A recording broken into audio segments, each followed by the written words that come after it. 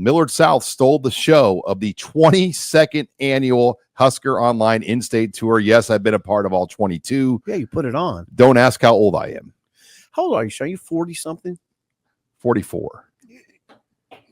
You know, you've rarely divulged that, and I thought you were 42, so you could have said 42, and I would have believed you. The In-State Tour is an amazing thing. I mean, describe it to people. Well, we've evolved it over the years. I mean, when I was younger, not married, and had more time on my hands, and the job was a little different, I would go to every school. You would travel, and you'd get in your car and go. We would leave Lincoln early in the morning.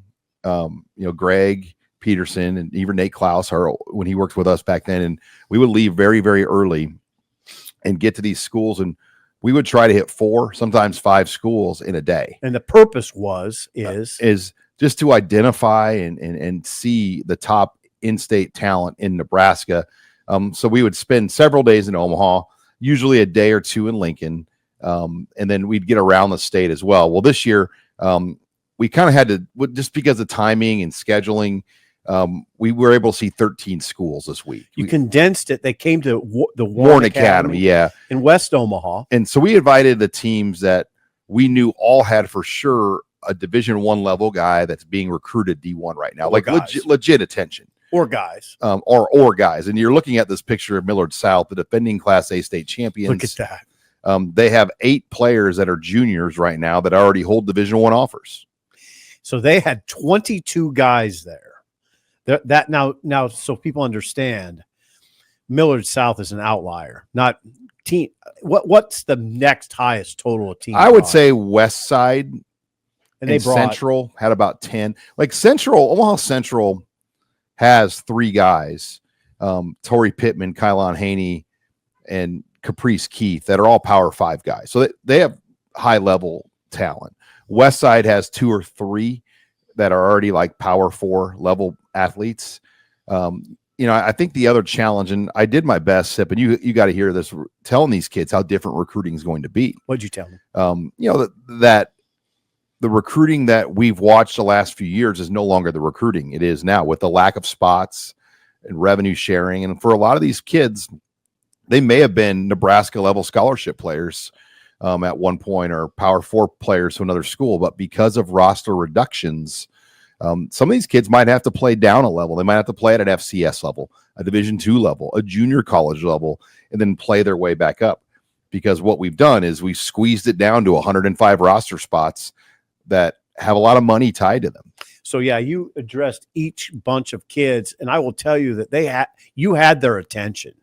You did. I was standing there watching you address these teams one by one, and those kids were listening. They got it. Now there's some no-brainers. Even for Isaac Jensen is a Nebraska target. No-brainer, right?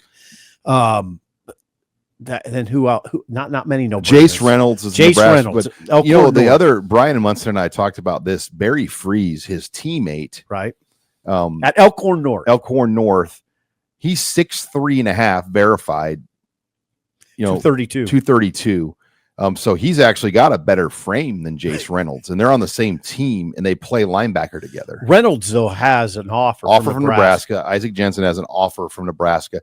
Those are the only 2 current juniors that have offers. And there's the Elkhorn North boys. Barry Freeze there in the very middle of that group. Standing next to him on his left, I believe, is Jace Reynolds. So, you get a kind of a look at the different levels of teams. But yeah, this is the norm. Most schools are 3, 4, 5, 6 guys, but Millard South, and I get it. I mean, by the way, did you know that their game this year, they were supposed to have Basha, Arizona come to Omaha and play? Because a year ago, Millard South paid tens of thousands of dollars to fly out there to play a game. Well, Basha, Arizona backed out of the game. So Millard South is going to Colorado. It's going to go. No, they're going to Las Vegas. I'm sorry, they're going to play a Nevada team. Yeah, so right. They will play in Las Vegas in a game against Arbor Creek, which is the defending runner-up in Nevada. They lost to Bishop Gorman in the finals, but that's a tough deal. I mean, they only have 3 home games, and it's the same schedule as a year ago, and one of their opponents last year forfeited, Omaha Benson, and Lincoln High forfeited at halftime of their game. So, there's a chance that they might only get 7 games in this year. It's a weird time in college football, or high school football. Yeah, the divide is big. I mean, there's the elite teams, and then there's not much of a middle anymore. Right. And then there's like a lower gap of teams. And, we've seen that happen with a lot of programs where, Matt Erickson, we need to probably break this on the air too. He officially has transferred to Millard North, and he's a 2027 offensive lineman that left Millard West. And there were 3 or 4 Division I level players that we talked to yesterday, Sip, that were formerly at Millard West, and they're now at other schools. Yeah, Millard West will have a new coach next year. Matt Erickson is the son of, people remember Mike Erickson, who was a starting tackle at Nebraska. 6'8". Yeah, his son is Matt is the son of 6'8", 270. Really impressive. Now, this is a 2027 kid. Correct. A long time, a ways to go here, but Nebraska's offered him. And I met him, and he's super impressive. His dad's super impressive. His dad was a starting tackle here at Nebraska in 2004. He might have started at guard for a season too, but his last year was a tackle. So Matt benefits from his father.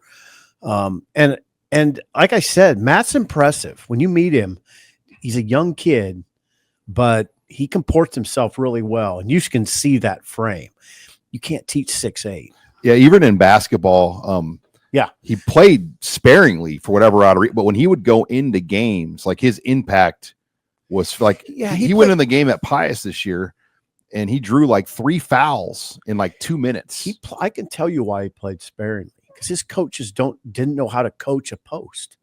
They didn't know how to. Yeah. They didn't know how to use a 6'8" guy. Like my good friend who coached college ball, he was like, "Wow, I can't believe they only play this guy a couple minutes." They don't know how. They didn't know how. He was changing the game. They didn't know how to use him in their offense, because the post, that people don't have posts like that. They don't have back to the basket posts. They don't have Big Country. Remember Big Country Bryant Reeves? You know what? He looks like Big Country. Matt does. Big Country. That guy. Does. I'm glad you brought that up. If people haven't seen Matt Erickson, think about Big Country. It's kind of what he looks like. He looks just like him. Yeah, it kind of does. Yeah. The other guys, there's some impressive Darian guys. Jones. Yeah, Darian Jones. Darian Jones he's an Omaha North junior. He's the second rated. We'll get to the top rated player in the state in a second. Darian is the second rated player in the state by On3. He's at Omaha North. I sat down with him. He is beyond impressive. I understand, like, from just sitting down with him, why the intangibles would be so good. For one thing, he lives to return punts, which immediately gets your attention, right? Oh yeah, a kid that wants to return punts. Now he's a corner safety, could probably play either, like his brother. His brother's Donovan Jones. We keep saying that, but remember Donovan in the Pinstripe Bowl? Sean played a lot of snaps, surprised everybody by playing so much. He was a true freshman this year. Now Darian does not have a Nebraska offer. He has some kind of regional offers, nothing from Nebraska, but that doesn't mean he won't. It doesn't mean he won't. Yeah, that Omaha North team. Look. I mean, I look at the teams that are coming back next year, and Millard South is clear number 1. I would say West Side is clear number 2. Where would you put Central then? 3? No, I still would probably. Gosh, that's a good question. Who you'd go 3? Because there's a lot of teams that will. North. Omaha North might be 3. And I would say like Millard North is going to be in that discussion. Kearney will be. Lincoln Southeast will be. There's a lot of teams that are in that discussion to be a semifinal level team, I think, after the top 2. But it's pretty clear Millard South and West Side are at 1, 2, and Omaha North's right. Good looking group. Central's got high level talent. Yeah, Millard North has talent. LB West has talent. You see those teams that show up. Those are good looking players. Now Millard South, though, it's hard. Oh, Creighton Prep. We forgot to mention Creighton Prep. Arguably had the best freshman class in the city of Omaha this year. So they're on the come in their younger grades. They only had a small group of seniors. So Prep in the next couple years could knock on the door of, semifinal level type team. I hope so for Tim. I mean, Tim Young's a great guy and has been around a long time. Millard South, though, just to give people an idea, just to take them into it a little bit, when they show up at an event like this with 22 guys, you look at them and you think they look like a small college team. I mean, they are really impressive. Massive length, yeah, and size across the board. Yeah, so it's real. It's real. We didn't mention Jet Tamala. Number one player in the state. Number one player, holds that distinction. Now, Nebraska's not talking to him because they have their quarterback for 2026, Dayton Raiola. And they're not misleading him, right, and wasting their time. Because if you start in this era of college football now, if you start hosting players, bringing them around, it means you want them. Like, It's a different era now, and there's money tied to these spots. Absolutely. And Jet isn't to the point in his recruitment where he's been talking money with these teams, but the teams like Iowa State has prioritized Jet Tamala as their number one quarterback target. Missouri's on him. Michigan, I think Michigan's about to offer. I mean, that tells you the kind of player you're looking at. There's Iowa State's number one quarterback priority. The way you have to manage the money now with high school recruiting is almost like the draft. Like, you might only have like 5 draft picks that you pay well, and then the remainder of your high school recruits are going to be upside players that you like, that are going to be more standard deal players. But then the remainder of your money has to go towards retention and portal. If you're a quarterback and you're the number one priority, Jet Tamala has put himself in a position, if a team uses that approach, to be one of those 4 or 5 key draft pick players for a team.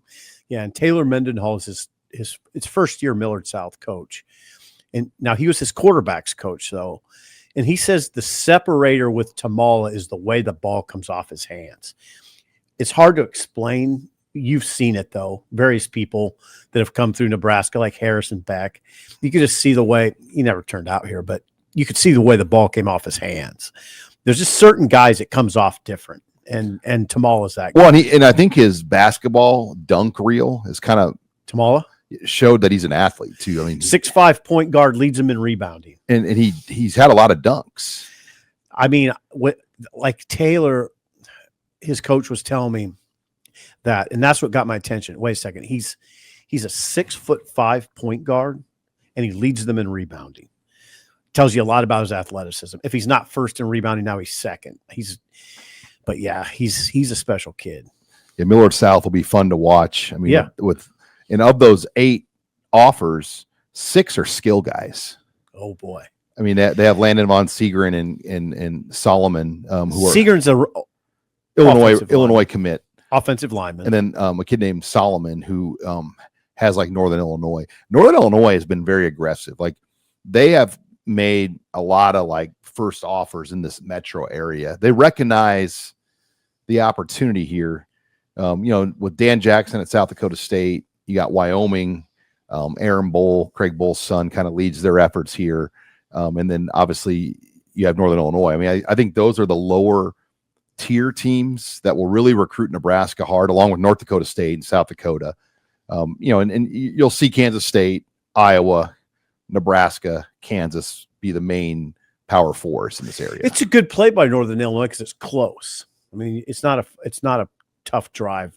I think it's 7 hours. Well, it's basically by Chicago. Okay. So I mean, it's in that Chicagoland area. I mean, it's not like you're way. I mean, so yeah, it's 7-8 hours. You don't have to go into Chicago. No, it's on the outskirts. It's a Chicagoland area. So DeKalb. It's DeKalb. That's what it is. Okay.